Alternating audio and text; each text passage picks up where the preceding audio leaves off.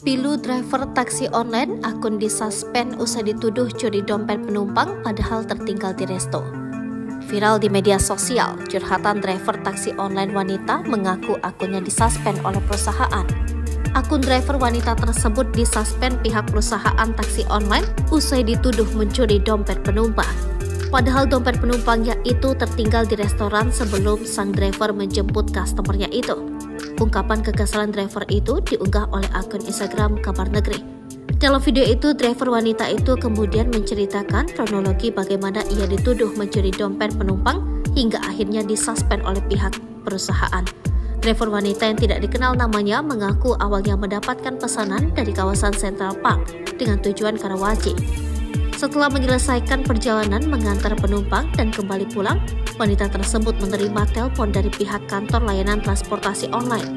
Wanita tersebut menerangkan bahwa pihak perusahaan memberitahu bahwa ada dompet berisi uang sebesar Rp170.000 milik penumpang yang tertinggal di mobilnya. Dengan cepat, ia segera memeriksa mobilnya untuk memastikan apakah ada barang yang tertinggal atau tidak.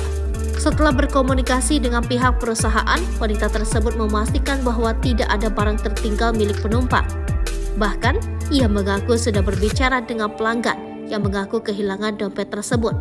Namun sayang, keesokan paginya wanita tersebut menemukan bahwa akun layanan transportasi online miliknya telah disuspend. Ia merasa tidak menerima keputusan tersebut karena ia merasa tidak bersalah dalam kasus ini. Bahkan setelah dicek lagi, ternyata dompet milik penumpang tertinggal di restoran. Pasca berita ini viral, pihak Grab pun akhirnya mengklarifikasi kejadian tersebut.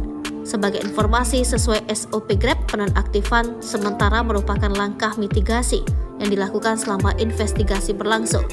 Akun akan secara otomatis diaktifkan kembali setelah investigasi selesai dan Grab mendapatkan informasi lebih lanjut, baik dari sisi mitra maupun konsumen. Saat ini diketahui bahwa kasus driver Grab disuspend oleh pihak kantor Grab Indonesia sudah selesai dan akun driver tersebut sudah aktif kembali.